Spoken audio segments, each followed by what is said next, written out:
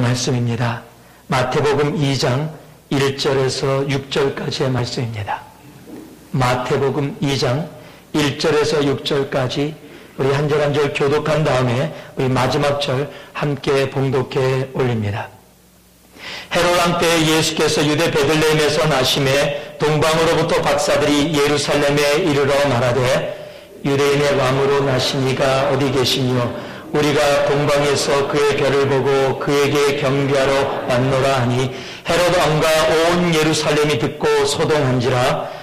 왕이 모든 대제사장과 백성의 서기관들을 모아 그리스도가 어디서 나겠느냐고 물으니 가로되 유대 베들레헴이오니 이는 선지자로 이렇게 기록된 바 또 유대왕 베들레헴아 너는 유대 고을 중에 가장 작지 아니하도다. 내게서 한 다스리는 자가 나와서 내 백성 이스라엘의 목자가 되리라 하였음이니이다. 아멘. 자리에 앉아주시기 바랍니다. 여러분들은 여러분 삶에 너무도 좋은 것을 알아보지 못해서 놓쳤던 경험이 있으십니까? 첫사랑 생각하시면 안 됩니다. 예, 그러면 큰일 납니다. 얼굴 표정이 나타납니다. 그럼 제가 한번 이렇게 여쭤볼게요.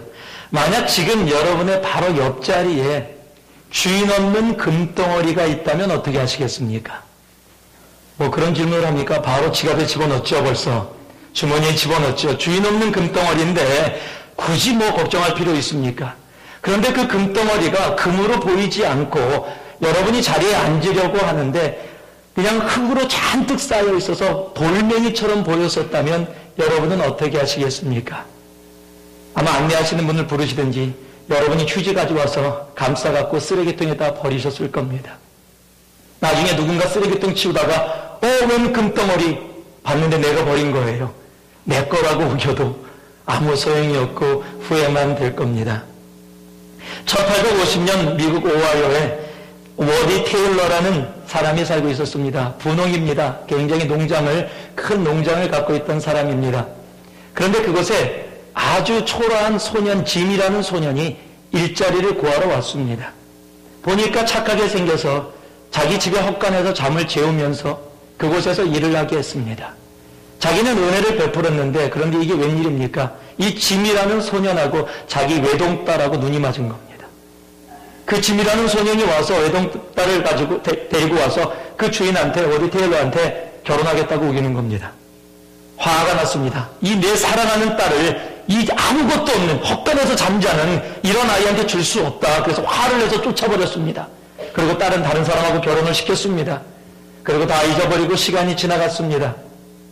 그런데 어느 날 시간이 오래 지나고 나서 헛간을 새로 지려고 헛간을 이제 다 부수려고 새로 들어가서 그곳에서 보는데 그 짐이라는 소년이 있었던 그 옆에 기둥에 이름이 하나 새겨져 있는 거예요. 그 이름을 봤더니 이렇게 새겨져 있습니다. 제임스 가필드. 당시 대통령입니다. 그 짐이라는 소년이 자기가 봤던 그 초라해 보였던 소년이 바로 그 나라의 대통령이 되어 있었던 사실입니다. 아무리 후회해도 소용없지요. 아무리 가슴을 쪄도 소용없지요. 이미 자기가 알아보지 못했던 그것만을 후회하면서 눈물 졌다는 이야기가 있습니다. 지금 그런 일이 이 세상에 이루어지고 있는 겁니다. 우리의 주인 되신 예수께서 이 땅에 오셨는데 그 예수를 알아보지 못하는 어리석은 모습 속에 들어가 있는 사람들이 성경에 기록되어져 있습니다. 아니 어떻게 예수를 알아보지 못했을까요? 여러분 요한복음 1장 5절을 보니까 빛이 어두움에 비추되 어둠이 깨닫지 못하더라 라고 이야기하고 있습니다. 즉 빛이 어두운 가운데 비춰졌는데 어둠이 이 빛을 알지 못하더라. 아니 어떻게 어둠 속에 빛이 비춰졌는데 알 수 없습니까? 이유는요, 우리들이 생각하고 있는 빛이나 우리들이 생각하고 있는 축복의 모양이 내가 생각하고 있는 모양과 다를 때가 있다는 겁니다. 마태복음 25장 42절에서 45절을 보면 이런 내용이 적혀 있습니다.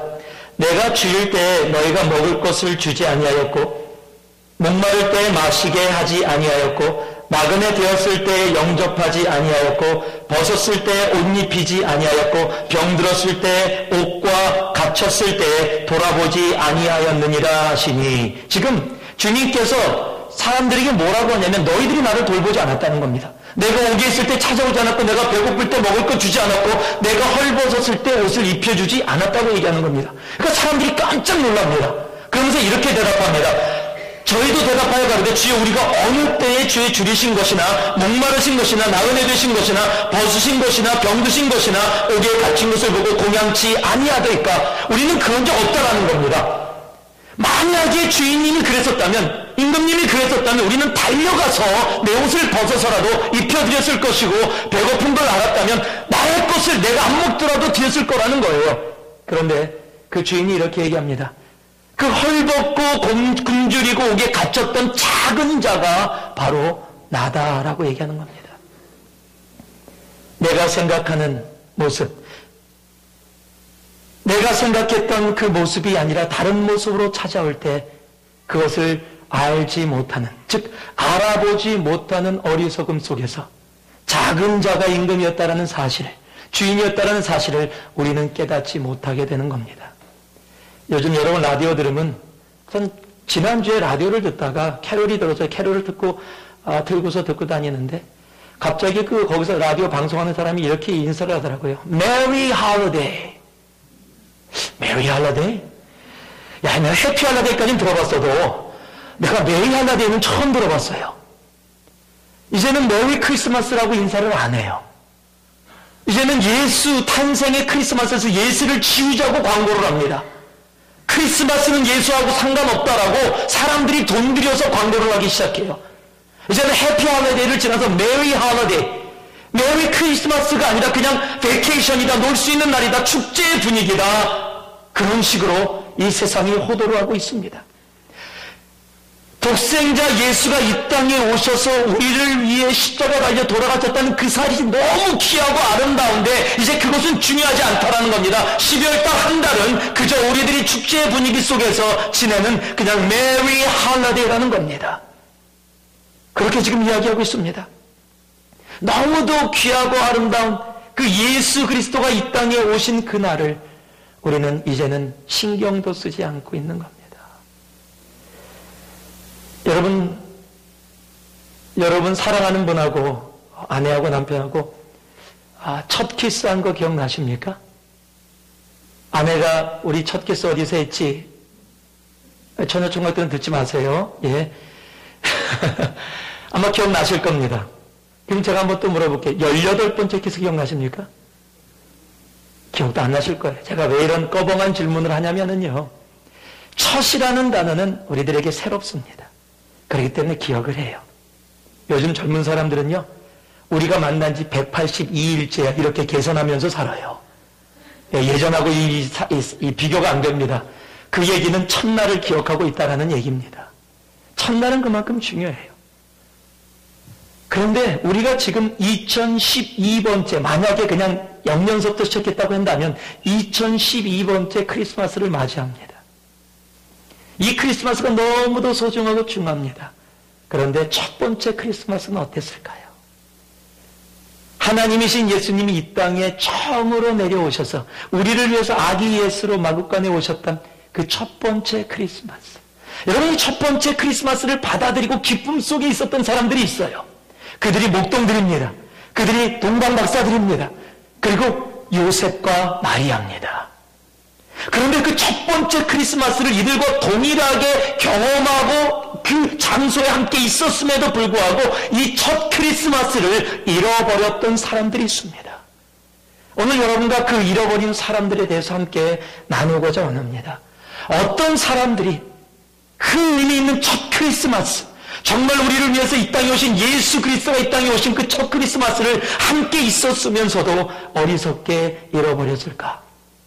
첫 번째가요, 우리 누가복음 2장 7절에 적혀 있습니다. 같이 한번 읽습니다. 누가복음 2장 7절입니다. 읽습니다. 맏아들을 낳아 강보에 싸서 구유에 뉘었으니 이는 사관에 있을 곳이 없음이로라. 한번 따라해 주시기 바랍니다. 마음에 여유가 없던 사람들, 마음에 여유가 없던 사람들이 첫 크리스마스의 축복을 자신의 삶 속에서 잃어버렸습니다. 지금 로마 황제 아우구스토가 이 로마 제국에 있는 모든 사람들에게 호적을 신고하라고 명령을 내렸습니다. 세금을 걷고 또 군대에 동원하기 위해서 많은 사람들에게 자기가 태어났던 곳, 자기 조상이 태어난 곳, 그곳으로 가서 자신의 호적을 신고하라 그런 겁니다. 마리아하고 요셉은 다윗의 자손입니다. 그래서 다윗이 태어난 베들레헴으로 호적을 신고하러 간 겁니다. 베들레헴은 조그만 도시입니다. 그런데 그곳에 갑자기 많은 사람들이 몰려온 겁니다. 조그만 도시에 많은 사람들이 몰려오니까 이 숙박업소가 지금 대박이 난 겁니다. 이런 일이 별로 없는 겁니다. 그냥 숙박업소마다 가득가득 사람이 찼을 겁니다. 아마 웃돈을 주고서 들어갔는지도 몰라요. 그러니까 숙박업소 주인이 굉장히 바빠졌어요. 막 돈 버느라고 그냥 사람들 걷어들이느라고 아마 엄청나게 바빠졌을 겁니다. 여러분도 어디 놀러갈 때 할러데이 시즌에 놀러가면 보통 때보다 비싸지요. 엄청 더 비쌉니다. 그렇듯이 아마 베들레헴이 그랬을 겁니다. 이 주인이 너무 바빴습니다. 이 바쁘다라는 단어는 지금 우리들도 많이 사용하고 있는 단어입니다. 그런데 우리가 종종 혼동되어지는 두 단어가 있습니다. 그게 뭐냐면 바쁘다라는 단어와 분주하다라는 단어입니다. 여러분, 바쁘다라는 단어는 내가 할 일이 많다, 내가 주어진 시간 안에 해야 될 일이 너무 많아서 그것을 위해서 움직이는 것을 바쁘다라고 얘기합니다. 그런데 분주하다라는 말은 내가 할 일이 많으냐 적으냐와 상관없이 내 마음에 여유가 없다라는 말입니다. 영어로 한다면 바쁘다는 말은 여러분이 너무도 잘 아는 비지라는 단어로, 먹는 빚이 아닙니다. 이 비지라는 단어로 얘기할 수 있고요.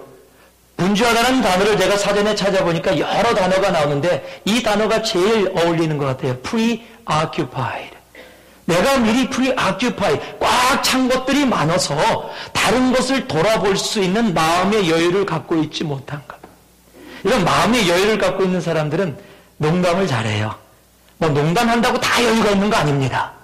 근데 농담을 하고 주고받고 편합니다. 왜요? 마음이 여유가 없으면요, 이 농담을 주고받을 수가 없습니다. 농담을 해도 화를 내요. 그러면은 농담했다가 아주 쭈삣해지는 거죠. 여러분이 잘 아는, 미국이 존경하는 레이건 대통령, 돌아가셨지만 이분이 여러분이 아시듯이 저격을 당한 적이 있습니다. 총에 맞았어요. 다행히 죽을 정도는 아니었지만 그래도 총상을 입고 총이 몸 안에 있었고, 총알이 몸 안에 있었고, 그리고 피를 흘리고 있어서 급하게 병원으로 옮겨졌습니다. 아직 레이건 대통령이 의식이 있었어요. 병원에 들어가서 막 의사들이 달려오고 간호사들이 달려와서 막 다친 부분을 막 감싸고 찢고 지금 돌봐야 되니까, 수술해야 되니까 막 그러고 있는데 레이건이, 지금 총에 맞고 있는 레이건 대통령이 간호사들을 향해서 이렇게 묻습니다. 간호사님들, 그랬더니 간호사가 막 만지다가 보잖아요. 지금 하다가, 지금 나를 만지기 전에 낸시한테 허락 받았습니까? 지금 자기 총 맞은 상황이에요. 지금 피 흘리고 있는 상황이에요. 지금 급해서 하는데, 그랬더니 간호사들이 웃으면서 걱정하지 마세요. 낸시 여사한테 허락 받았습니다. 그러더니 의사들이 와서 막 수술하려고 그러니까 또 의사들을 향해서 얘기해요. 의사님들, 그랬더니 의사들이 쳐다봅니다. 지금 민주당입니까? 공화당입니까? 나는 민주당원들한테 맡길 수 없습니다. 농담은 그러니까요. 의사들이 이렇게 대답했습니다. 미스터 프레젠, 오늘부터 열성적인 공화당원이 되겠습니다. 그렇게 대답하며 웃으면서, 여러분, 이 얘기가 뉴스로 나왔어요. 그랬더니 온 국민이 역시 레이건, 정말 레이건 대통령이다. 여러분, 아브라함 링컨 다음에 존경하는 대통령 중에 레이건 대통령이 거의 탑으로 올라가 있는 거 아세요? 왜요? 이러한 대통령이라면 아무리 전쟁이 일어나고 긴박한 상황 속에서도 마음의 여유가 없어서 잘못된 판단을 내리지 않고, 이런 여유가 있는 대통령이라면 올바른 판단을 내릴 수 있는 사람이다. 역시 레이건 대통령, 우리가 대통령 잘 뽑았다. 여러분, 마음의 여유가 있으면요, 볼 것을 볼 줄 압니다. 그런데 마음의 여유가 없으면 보아야 하는 것, 꼭 봐야 하는 것까지도 보지 못하고 미스할 때가 굉장히 많이 있습니다. 지금 세상은 참으로 분주한 세상입니다. 특히 크리스마스 시즌은 더더욱 그렇습니다. 예수를 봐야 하는데 예수가 보이지 않습니다. 왜냐하면 우리 마음이 너무 분주해요. 자녀들의 일로 가득 차 있습니다. 돈으로 가득 차 있습니다. 명예로 가득 차 있습니다. 근심으로 가득 차 있어요. 분노로 가득 차 있습니다. 또 크리스마스 때문에 시댁도 가야죠. 또 장인어른 장모님들도 가야죠. 회사 모임도 있죠. 막년회도 있죠. 크리스마스 파티도 있지요. 여러 가지를 다 해야 되니까 너무 많이 분주합니다. 내 마음의 방이 가득 차서 예수 그리스도가 오셔서 노크를 해도 오늘 바빠요. 다음에 오세요. 그럴 것 같아요. 예수님이 야, 나 찾아왔어. 너 해피 볼데이 해주러 와서, 볼데이 파티 해주러 와서 내가 왔어. 그랬더니 주님 바빠요. 지금 준비하느라고. 다음에 오세요. 어떤 분은 그럴 것 같아요. 아니, 어떻게 미리 약속도 안 하고 오십니까? 다음 주에 약속하고 오세요. 이번 좀 바쁩니다. 우리들이 그럴 것 같아요. 주님을 향해서요. 너무 마음이 분주하다 보니까 메리 크리스마스를 외치면서도 정말 그 메리 크리스마스, 해피 볼데이 지저스라는 의미가 우리의 삶 속에서 사라져가고 있다는 겁니다. 여관 주인도 마찬가지였습니다. 지금 돈 버느라고 정신없을 겁니다. 여러분 생각해 보세요. 마리아와 요셉, 그리고 그 배 안에 만삭이 된 마리아 속에 있는 구세주. 만약에 마음에 여유가 있었다면 설사 그 안에 있는 아기가 구세주인지 몰랐다 할지라도 그들을 방으로 분명히 드렸을 겁니다. 내가 돈을 지금 조금 못 번다 할지라도 그렇게 했을지 몰라요. 그런데 여유가 없었습니다. 아마 마리아가 임신했는지 만삭이 됐는지도 모를 겁니다. 마리아와 요셉은 아기가 자기 잠잘 곳도 없고 아기가 태어날 장소도 없어서 짐승이 태어나는 곳에서 머물러야 했습니다. 여러분의 이 크리스마스는 어떻게 보내고 계십니까? 여러분은 어떠세요? 무엇으로 여러분의 삶이 가득 차 있습니까? 휴가로요? 아니면은 가족 모임이요? 카드요? 크리스마스 시즌에 이번에 아내한테 잘 보여서 우리 남편분들 내가 원하는 기계 하나 사야지. 아내분들 이번 기회에 내가 원하는 밍크 코트 하나 장만한다. 여러분 그런 거로 바쁘십니까? 가족사진 찍어서 가스코에 가서 다 인쇄하셔갖고 그거 보내느라고 주소 보내다가 당신 여기 보내야 돼 말아야 돼. 주소 줘 말어. 여기 보내 말어. 그러다가 부부싸움하고. 여러분 그렇게 혹시 지내고 계시지 않으십니까? 누가복음 10장에 보면은요 이런 내용이 적혀 있습니다. 39절에서 42절인데 그에게 마리아라고 하는 동생이 있어 주의 발 아래 앉아 그의 말씀을 듣더니 마르다는 준비하는 일이 많아 마음이 분주한지라 예수께 나와 가로되 주여 내 동생이 나 혼자 일하게 두는 것을 생각지 아니하시나이까 저를 명하여 나를 도와주라 하소서. 이게 무슨 얘기냐면 예수님하고 제자들이 지금 마리아의 집에 방문한 겁니다. 그래서 그곳에서 하나님의 말씀을 전하니까 많은 사람들이 방문을 했어요. 그러니까 마르다가 손님이 왔으니까 손님을 치러야 되니까 음식을 막 준비하고 있는데 마리아는 예수님 옆에 딱 앉아갖고 말씀만 듣고 있는 거예요. 여러분들이 제 꼴 보기 싫지요? 지금 바쁜데 지금 얼마나 할 일이 많은데 여러분 마르다 욕하지 마세요. 지금 성경은 뭐라고 얘기하고 있냐면요 all the preparation, 영어로요 all the preparation that had to 한국 발음으로 한 겁니다. 지금 had to 중요해서 그래요. had to be made. had to가 뭡니까? must입니다. 그러니까 지금 이 준비해야 될 일이 해도 되고 안 해도 되는 일이 아니에요. must be ready, must be prepared 하는 거예요. 그러니까 해야 될 일이었어요. 해야 될 일이었는데 그 해야 될 일을 하는 과정 속에 그 해야 될 일이 나빴다는 것이 아니라 해야 될 일을 하는 과정 속에 지금 마르다의 마음이 어떤 상태냐면 한국말로는 분주한지라라고 했는데 영어로는 Martha was distracted. Martha was distracted.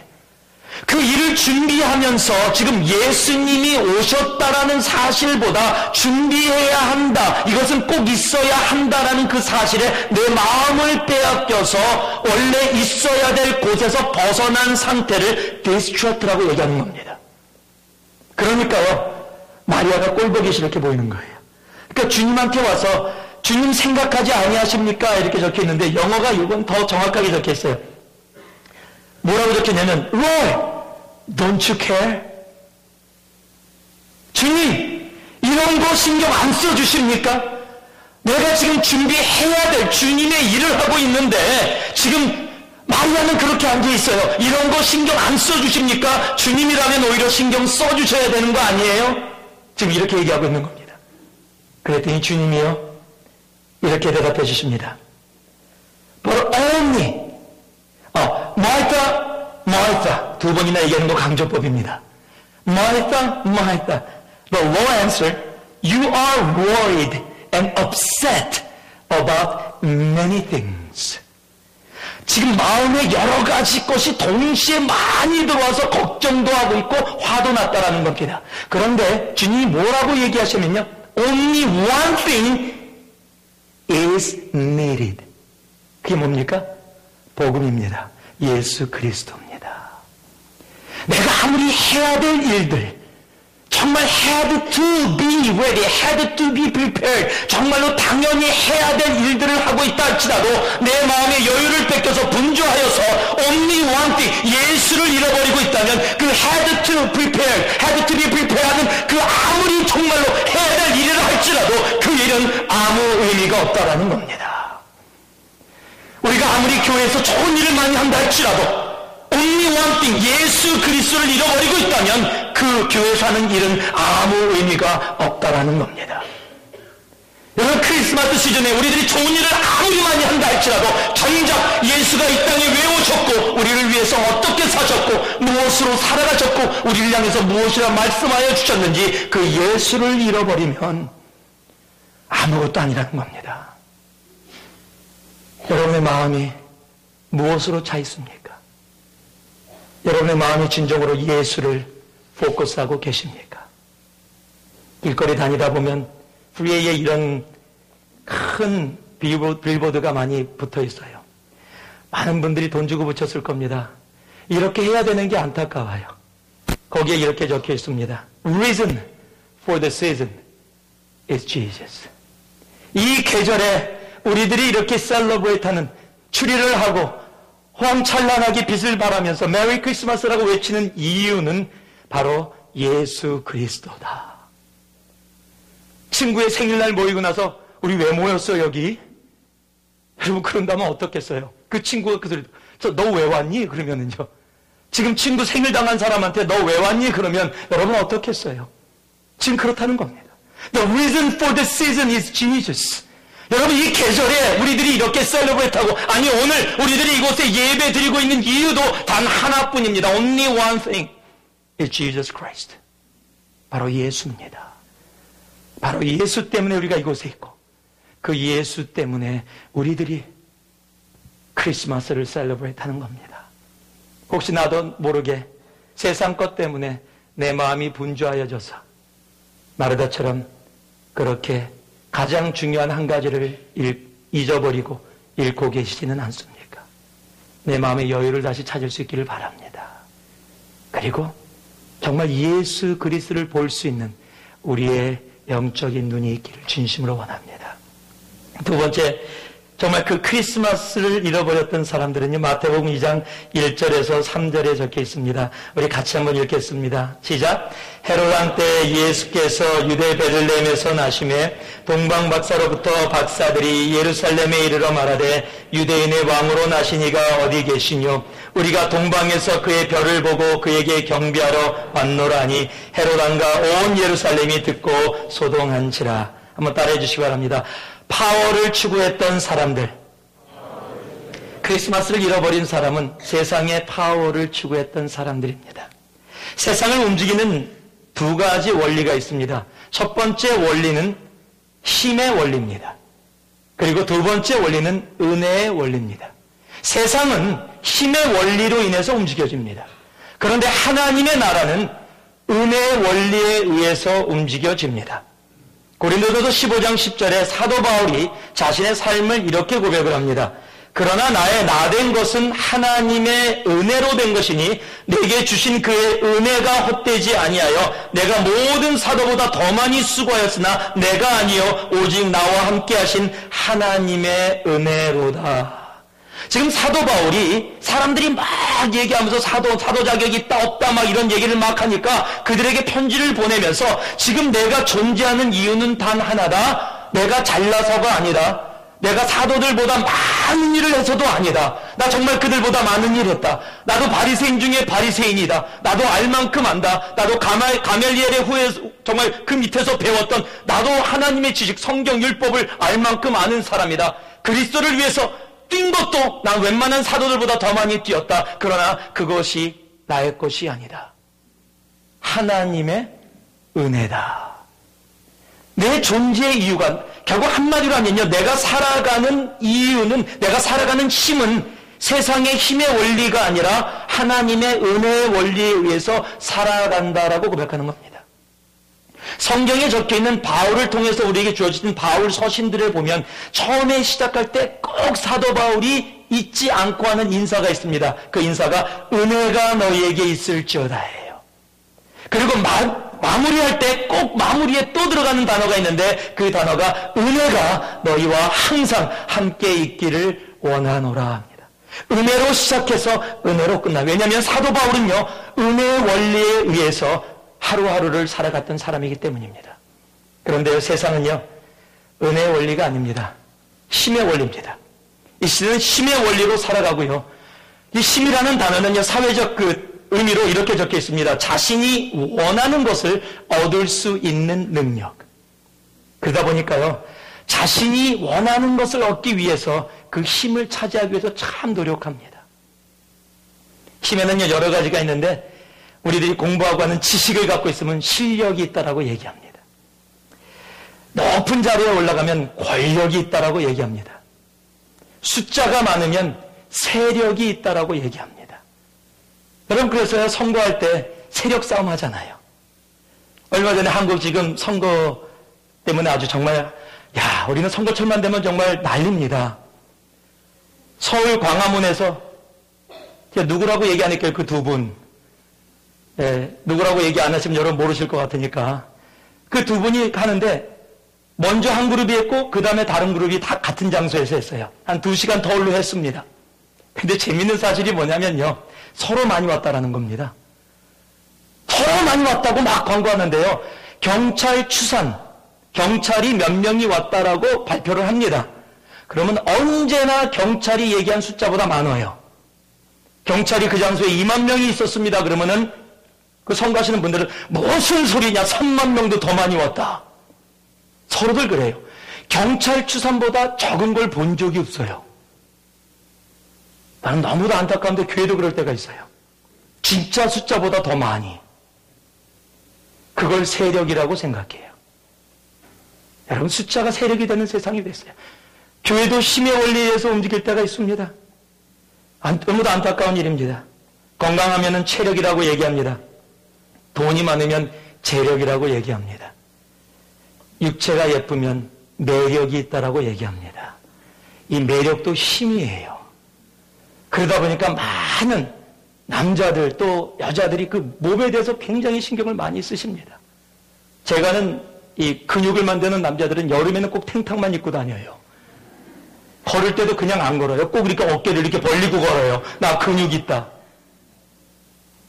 여자들은요, 정말로 무슨 수를 써서라도, 돈을 엄청 들여서라도 그 매력을 가지려고요. 그것도 힘이거든요.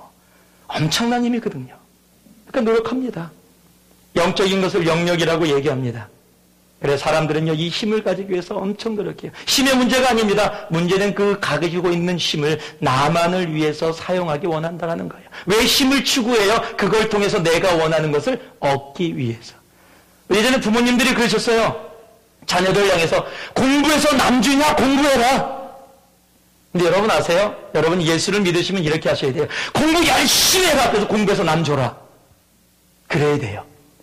세상과 힘의 원리로 사는 사람과 하나님의 원리로 사는 사람의 차이가 뭔지 아십니까? 힘의 원리로 사는 사람은 그 힘을 자기가 무엇을 원하는 것을 이루기 위해서 가져요. 그러나 하나님의 원리로 있는 사람들은요, 원리로 살아가는 사람들은 내가 남들보다 많이 가지고 있는 것을 은사라고 생각합니다. 그리고 은사는 내가 거저 받았기 때문에 거저 주게 되는 겁니다. 내가 돈이 많으면 그게 하나님의 은사예요. 내가 거저 받았으니 다른 사람을 위해 거저 드리는 겁니다. 내가 체력이 있어야 그 체력을 가지고서 다른 사람을 위해 섬기는 겁니다. 내가 실력이 있어야 그 실력을 가지고 다른 사람을 위해 섬기는 겁니다. 세상의 힘의 원리는 자기가 가지고 있는 힘을 가지고 자기가 원하는 것을 이룹니다. 그러나 하나님의 원리는 더 많은 것을 주님의 나라를 위해 다른 사람을 위해 그렇게 쓰게 되는 겁니다. 세상은 다른 사람보다 더 많이 가진 것을 특권이라고 생각합니다. 제가 1990년도에 중국에 단기 선교를 갔었습니다. 하얼빈이라는 역입니다. 그곳에 기차가 있는데 그 당시에 기차가 제 시간에 안 와요. 그러다 보니까 아침 8시에 갔는데 11시, 1시, 2시 계속해서 연착이 됐어요. 섰다 앉았다 섰다 앉았다 그러는데 쓸 때마다 두려움이 있었어요. 그 줄을 서는데. 왜 두려움이 있었냐면 이 중국 분들이 죄송한데 이게 그 당시에는 한 줄로 서야 되는데 한 줄로 안 서고 막 6, 7줄이에요. 이 들어가는 문은 이렇게 하나로 돼 있는데 앞에 6, 7줄로 쓰니까 저들도 줄을 서야 되는데 어디 서야 될지 뒤에서 이렇게 망설이고 배낭을 메고 망설이고 있는데 갑자기 딱딱딱딱딱 소리가 나는 거예요. 딱 쳐다봤더니 20살 정도도 안 된 앳된 젊은이인데 그 젊은이가 공안복을 입고 있어요. 경찰이죠. 중국 경찰복. 모자도 썼는데 모자도 커요. 그런데 6줄 쓰니까 막 중국말로 얘기했는데 한 줄로 쓰라는 겁니다. 통역하는 분이 가르쳐 주는 거예요. 한 줄로 안 서면 남녀노소 나이 상관없이 20살짜리가 60세, 70세 되신 할아버지, 할머니도 계셨는데 인정사정 안 보고 뒤통수를 때리는 거예요. 그러니까 딱 맞으면 그럼 죄송하고 딱 맞으면 그럼 우리도 맞을까봐 막 뒤져가고 줄 서느라고 얼마나 그걸 4번을 반복했어요. 이 기차가 4번 연착해갖고. 그런데요, 아무도 불평을 안 해요. 20살짜리는 오히려 더 당당하게, 이게 권력이구나. 그 옷을 입고 공안복을 입고 공안 모자를 쓰고 있으니까 남녀노소가 상관없이 때려도 꼼짝 못하는구나. 그 특권이죠. 그러니까 그 특권을 자기가 가지고 있는 것으로 누리는 거예요. 여러분, 그것이 세상의 원리입니다. 힘은 한 번 가지면요 놓치고 싶지 않대요. 그래서 이런 말이 있죠. 권력은 아들하고도 안 남는다. 저는 너무 감사해요. 권력도 없고 아들도 없어요. 그래서 저는 이렇게 나눌 것도 없고, 여러분, 그만큼 내가 갖고 있는 파워는 나를, 이 헤롯 왕이 지금 지금 예수님이 오신다는 소식을 들었어요. 그런데 왜 예수님 오심을 기뻐하지 못하고 그 아기들을 다 죽이려고 했습니까? 그리고 실질적으로 아이들을 많이 죽였습니까? 왜요? 헤롯 왕은 에돔 사람이에요. 유대 사람이 아닙니다. 그런데 유대의 왕이 됐어요. 그러니까 유대 사람들이 잘 받아들일 수 없는 겁니다. 그래서 그 전에 있었던 이스라엘의 왕조라는 하스몬 왕조의 공주하고 결혼을 했어요. 그런데 이 하스몬 왕조라는 이 왕조도 원래 다윗의 그 길이 아닙니다. 그러니까 여기도 인정받지 못하고 있는 이스라엘의 왕이었었어요. 그런데 어찌됐건 자기는 에돔 사람이니까 그 이스라엘 공주하고 결혼해서 자기가 이스라엘의 왕의 이유가 된다. 근데 이것을 얘기하고 싶었던 거예요. 이스라엘 사람들이 안 받아주니까 헤롯 성전, 예루살렘 성전까지도 헤롯 왕이 져준 거예요. 그런데 청천벽력 같은 소리를 들은 겁니다. 유대 왕이 태어났대요. 자기는 이 왕자리에 오기 위해서 엄청나게 노력하고 로마에다 줄을 대갖고 돈도 대고 그냥 아부도 하고 별별 일을 다 해서 이 자리에 왔는데 유대의 왕이 태어났대. 지금 자기 왕권을 빼앗긴다고 생각하는 거예요. 자기의 권력을 잃어버릴 수 있다고 생각하는 겁니다. 그러니까 어떻게 해요? 그걸 놓고 싶지 않은 겁니다. 그걸 붙잡고 싶은 겁니다. 그것을 꼭 붙잡고 있기를 원하는 거예요. 그러니까 레꼬를 못하는 겁니다. 여러분, 우리의 삶이 내가 파워를 추구하면요, 정작 예수가 오셨는데 내가 갖고 있는 파워 때문에 예수를 어떻게 해요? 배척하게 되는 겁니다. 여러분, 성경에 보면 모세 이야기가 나옵니다. 히브리서 11장에 보면 모세 얘기를 이렇게 적어놔요. 믿음으로 모세는 장성하여 바로의 공주의 아들이라 칭함을 거절하고, 즉 권력을 포기했습니다. 도리어 하나님의 백성과 함께 고난받기를 잠시 죄악의 낙을 누리는 것보다 더 좋아하고 더 많은 이집트의 사람들보다 하나님의 백성 작은 숫자와 함께 했습니다. 세력도 포기했습니다. 그리스도를 위하여 받는 능력을 애굽의 모든 보화보다도 더 큰 재물로 여겼으니 이는 상 주심을 바라봄이라. 즉 세상의 재력도 포기했습니다. 왜요? 모세는 예수를, 하나님을 만났습니다. 성경도 그리스도를 위하여, 주님을 위하여라고 기록하고 있습니다. 여러분, 주님을 만나면, 주님 안에 있으면 세상의 힘의 원리로 살아가지 않습니다. 재력이 아닙니다. 실력이 아닙니다. 권력이 아닙니다. 여러분, 세상의 것이 아니에요.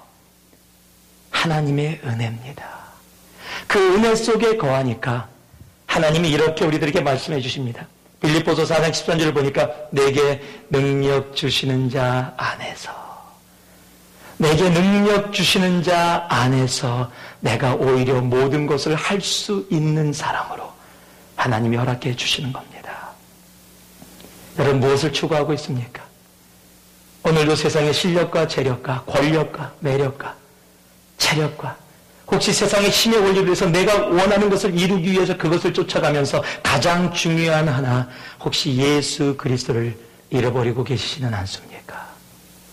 이 크리스마스 때 여러분은 무엇을 위해서 나아가고 계십니까? 세상의 힘이 아니라 은혜의 원리 속에 거할 수 있는 여러분 되기를 주님의 이름으로 축원합니다. 마지막으로요, 우리 한 절 더 같이 읽겠습니다. 마태복음 2장 4절입니다. 함께 읽습니다. 왕이 모든 대제사장과 백성의 서기관들을 모아 그리스도가 어디서 나겠느냐 물으니, 한번 따라해 주시기 바랍니다. 종교로 옷 입혀 있던 사람들. 지금요, 왕이, 헤롯 왕이 대제사장과 백성들의 서기관에게 지금 얘기하는 겁니다.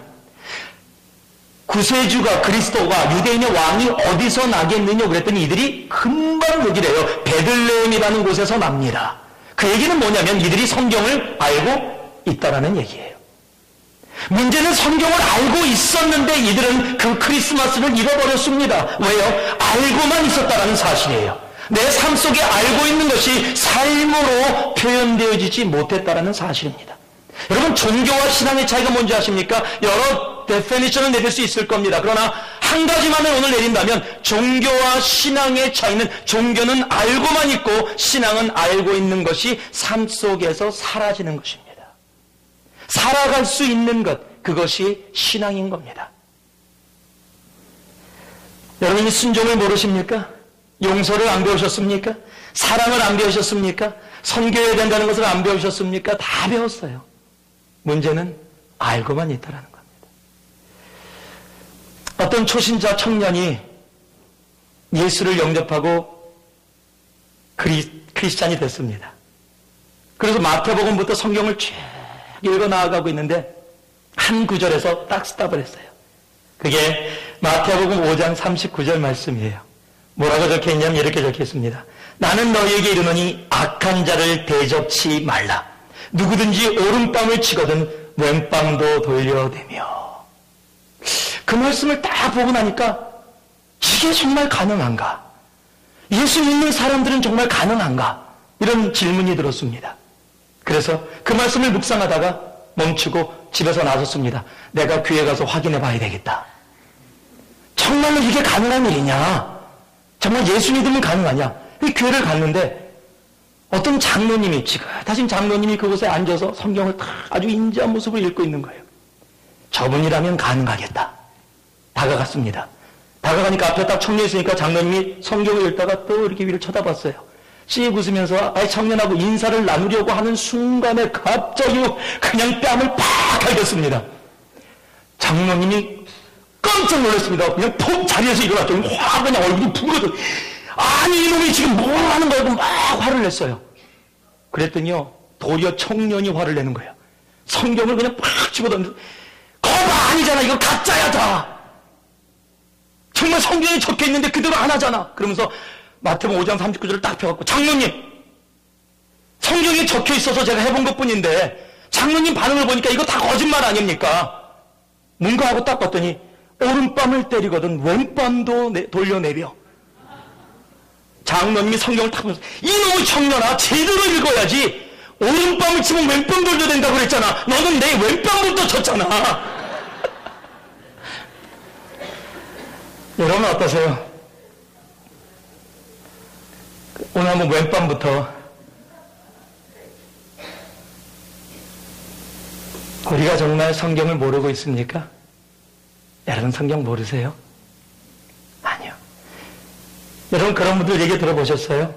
나는 교회 너무 가고 싶은데 저 친구가 12제자 이름을 물어보니까 모르더라고. 그래서 나 교회 안 가. 여러분 그런 사람 만나본 적 있으세요? 내가 저 친구 교회 너무너무 가고 예수 믿고 싶은데 저 친구한테 내가 호세아서를 찾아보려니까 호세아서를 못 찾더라고. 그래서 나 안 가. 성경 66권을 얘기해보려니까 그걸 모르더라고. 나 그래서 교회 가기 싫어. 여러분 그런 사람 들어보셨어요? 아니요. 이런 사람 많이 들어보셨죠? 너는 교회 다닌다면서 하는 짓이. 여러분 세상 사람들은요, 내가 얼마나 알고 있느냐의 문제가 아니에요. 내가 얼마나 살고 있느냐. 여러분, 내가 종교로 덧입혀 있으면 교회 20년, 30년 다니셨어요. 그래서 너무 많이 알아요. 용서도 알아요. 베드로가 와서 7번 용서할까요? 그래도 예수님이 70번에 7번까지 용서하라. 그거 다 490번이 아니라 이거 다 설명해 줄 수 있으세요? 예, 좋습니다. 알고 있는 게 잘못된 것이 아니죠. 그러나 문제는 알고만 있다라는 것이 문제라는 겁니다. 그게 종교라는 거예요. 성경이 얘기하는 말씀이 내 머릿속에만 담겨있고 내 삶 속에서는 사랑도 용서도 응답도 성교도 믿음도 배품도 희생도 삶으로 나타나지 아니하고 내 머릿속에만 담겨있다면 그것이 종교라는 겁니다. 종교만 있을 때는 예수 그리스도가 계시지 않습니다. 예수 그리스도가 보이지 않습니다.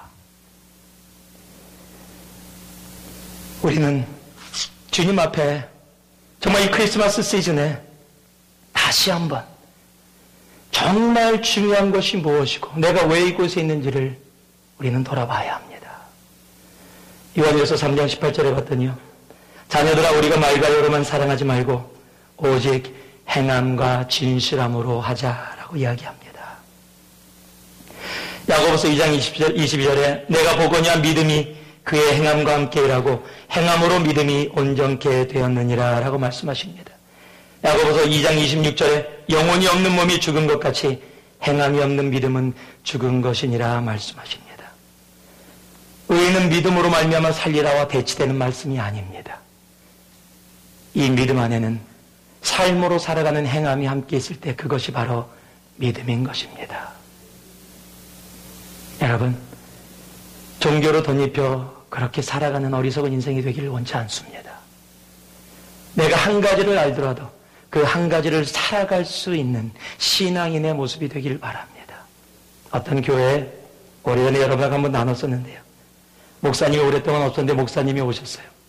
첫 설교를 하셨는데 너무 기가 막힌 거예요. 모든 교인이 그냥 100% 은혜를 받았습니다. 다음 주일날 교회 오는 게 너무 기다려졌습니다. 왔습니다. 그런데 이게 웬일입니까? 목사님이 지난주에 했던 똑같은 설교를 하시는 거예요. 목사님이 멀리서 오시느라고 피곤해서 지난주에 했던 걸 모르고 또 했나 보다. 그리고 지나갔는데 이게 웬일입니까? 3주, 4주, 5주가 되는데도 매주 설교가 똑같아요. 드디어 성도들이 도저히 인내를 할 수가 없는 상황이 됐습니다. 그래도 목사님이 이래서 얘기 못하고 있는데 한 청년이 예배 끝나고 다가갑니다. 악수를 하는데 목사님 아십니까? 5주 동안 똑같은 설교 하신 거? 목사님이 빙그레 웃으면서 얘기하십니다.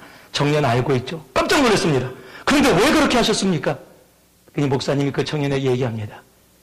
설교를 듣는 것이 중요한 것이 아니라 설교는 살아가야 하는 겁니다. 그래서 여러분들이 살아가는 것이 보이면 그때 설교를 바꿀 예정입니다. 저도 한번 그렇게 해볼까요? 진짜 편할 것 같아요. 한 설교 가지고 한 몇 달은 갈 수 있지 않을까. 여러분, 듣는 게 중요한 것이 아닙니다.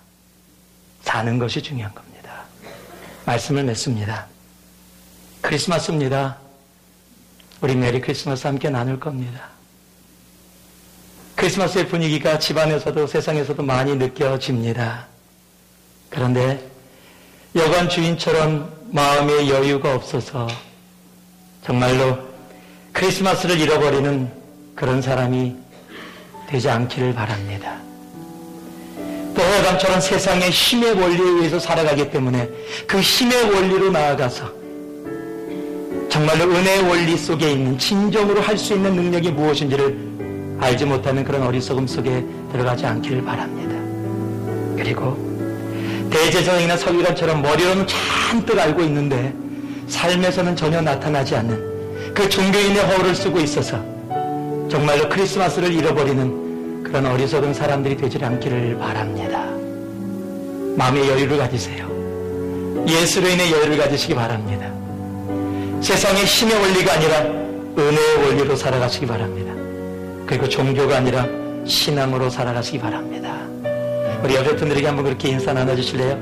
마음의 여유 갖고 사세요. 은혜의 원리로 사세요. 신앙으로 사세요. 여기 한번 인사 한번 나눠보세요. 그 모습으로 다가오는 크리스마스를 온전히 기쁨으로 맞이하는 우리 새누리 모든 가족이 되기를 진심으로 바랍니다. 잠깐 기도하겠습니다. 사랑의 아버지 하나님, 세상이 너무 분주합니다. 마음의 여유가 없습니다. 여유가 너무 없어서 예수 그리스도를 마음에 담을 수 있는 여유조차도 없는 크리스마스 시즌을 보낼 때가 있습니다. 하나님이여, 아무리 바쁜 시대 가운데도 마음의 여유를 가질 수 있는 우리들 되게 하셔서 only one thing, 예수 그리스도를 잃지 않는 우리들 되게 하여 주시옵소서. 세상은 힘의 원리로 나아간다고 해서 우리도 힘의 원리로 살지 말게 하시고 하나님 은혜의 원리로 살아가 진정한 크리스마스의 의미, 하늘 보좌를 버리시고 이 땅에 낮은 자로 오신 그 예수 그리스도의 은혜의 원리로 살아가는 우리 되게 하여 주시옵소서. 아버지는 머리로 수백 편의 수천 편의 설교를 들으며 머릿속에 쌓아놨던 지식으로 아버지 하나님 살아가지 말게 하시고 그 머릿속에 있는 아버지 하나님의 그 성경의 진리들이 우리의 삶으로 나타나는 신앙의 모습으로 살아가는 우리 되게 하셔서 진정한 이 메리 크리스마스를 우리의 심령으로 나눌 수 있는 이 크리스마스 시즌 되어질 수 있도록 우리 새누리교회 되어질 수 있도록 함께하여 주시옵소서. 감사드리며 예수님 이름으로 기도 올려옵나이다. 아멘.